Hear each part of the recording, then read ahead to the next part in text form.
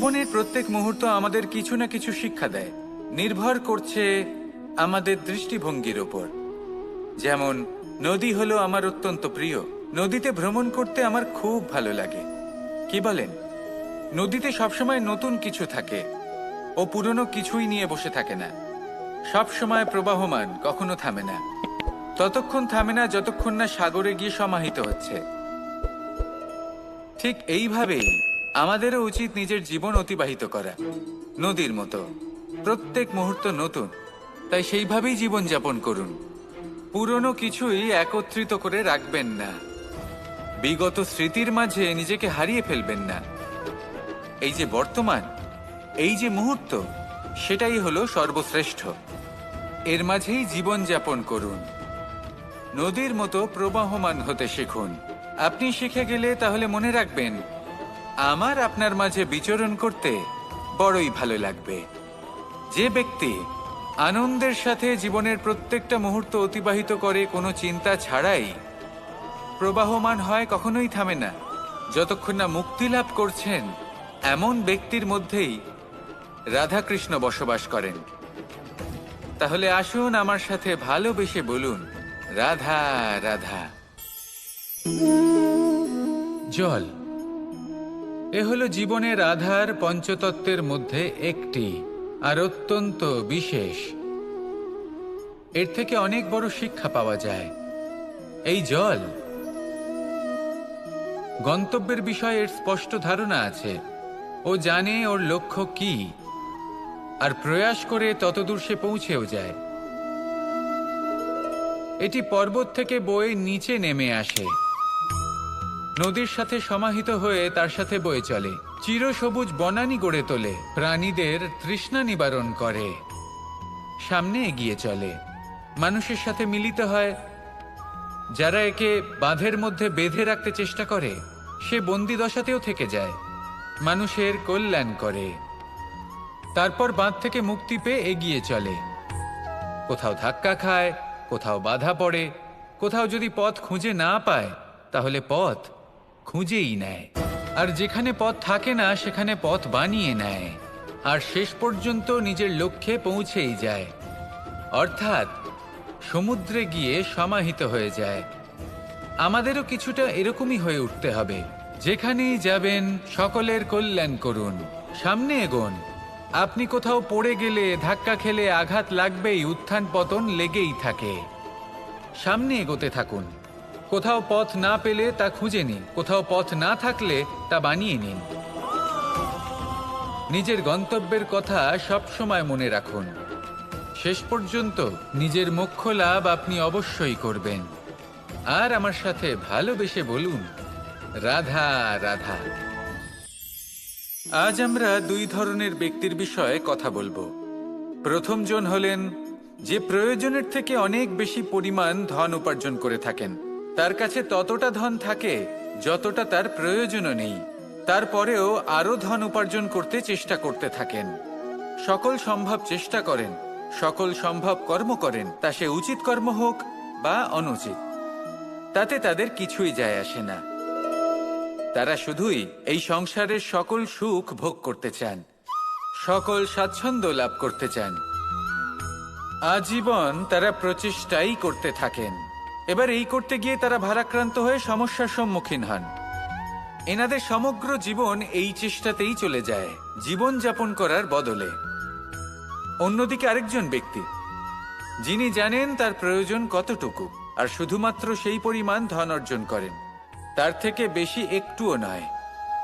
উনি যদি দুবেলা খেতে পান, মাথা গোজার ঠাঁই পেয়ে যান, সেটাই পর্যাপ্ত।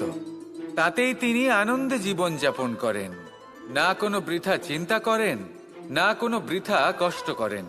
এবার আমি আপনাদের জিজ্ঞেস করব, এই দুই ব্যক্তির মধ্যে আপনি কোন ব্যক্তি হতে চাইবেন?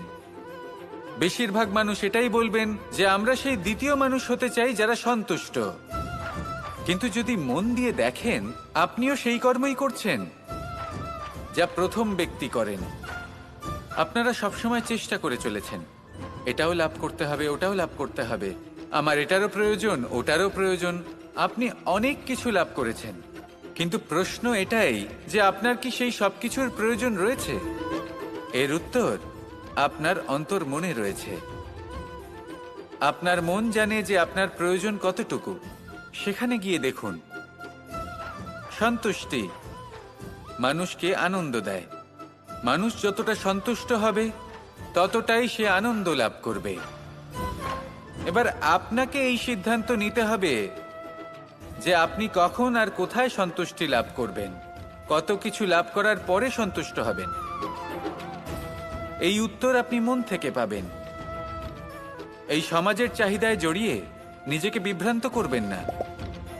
নিজের অন্তরের এই মিথ্যে অহংবোধকে প্রশ্রয় দিতে গিয়ে যদি আপনি এরকম প্রয়াস করতে থাকেন, তাহলে জীবনযাপন কখন করবেন?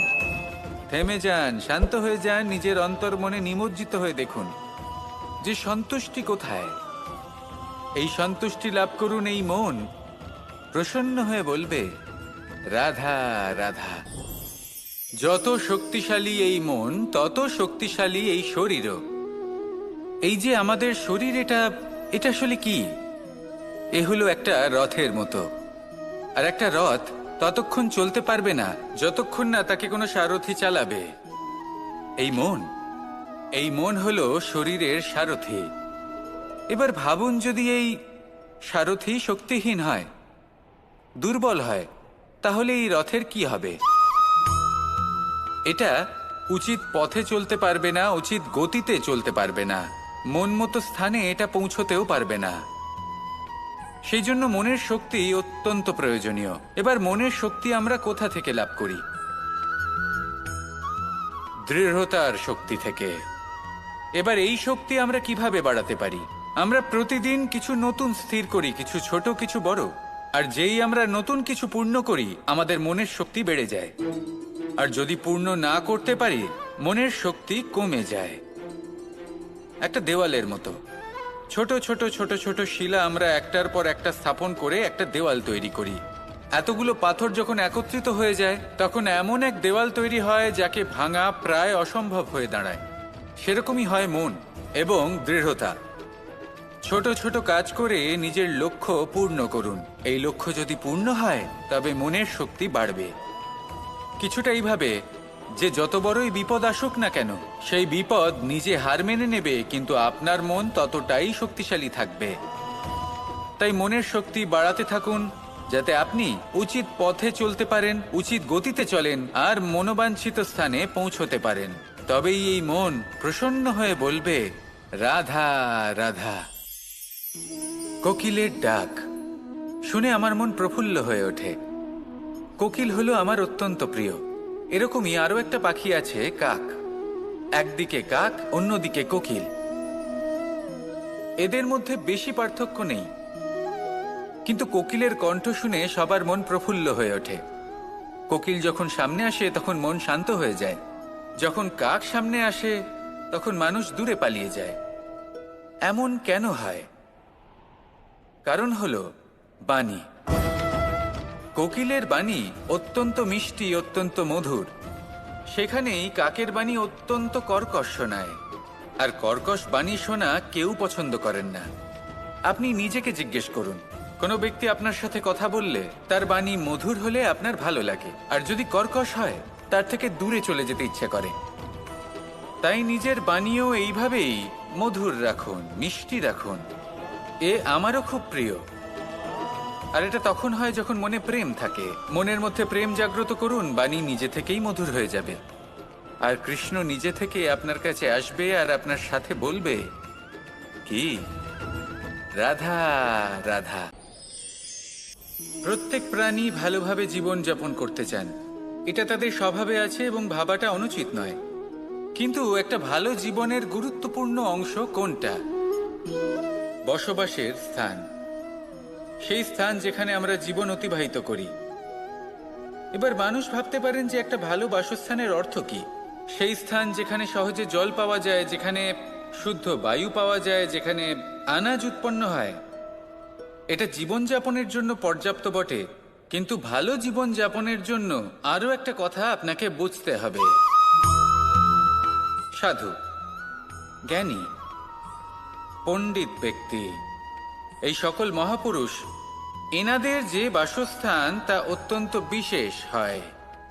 এখানে এক ধরনের বিশেষ ইতিবাচক শক্তি থাকে, এমন একটা স্থান যেখানে দেবতারাও বিচরণ করেন।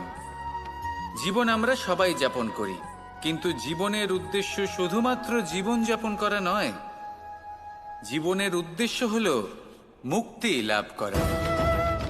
আর এই সকল সাধু, জ্ঞানী, পণ্ডিত ব্যক্তি, এই সকল মহাপুরুষ আপনাকে মুক্তির পথে নিয়ে যেতে পারেন, কারণ এরা হলেন সেই মহাপুরুষ যারা নিজেদের অন্তরের বিকার, অহংকার, ক্রোধ, বিদ্বেষ এই সকল দোষগুলিকে ত্যাগ করেছেন, এদের উপর বিজয় লাভ করেছেন।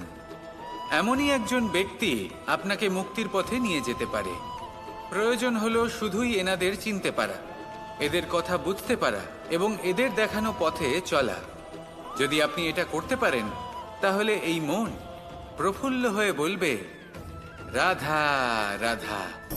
ক্ষমা একটা অত্যন্ত সুন্দর শব্দ, আমার খুব প্রিয় শব্দ, কিন্তু এই ক্ষমা কখন আর কিভাবে প্রয়োগ করতে হবে সেটা বোঝা প্রয়োজনীয়। এক, যদি আপনি কোনো অন্যায় করেন আর ক্ষমা না চান, ক্ষমা প্রার্থনা না করেন, ক্ষমা চাওয়া থেকে এড়িয়ে যান, তাহলে তাতে আপনারই ক্ষতি হবে। কিভাবে? ক্ষমা না চাইলে মনের মধ্যে অহংকার জাগ্রত হয়, আর অহংকার তো প্রকৃত অর্থে আমাদের ক্ষতিই করে।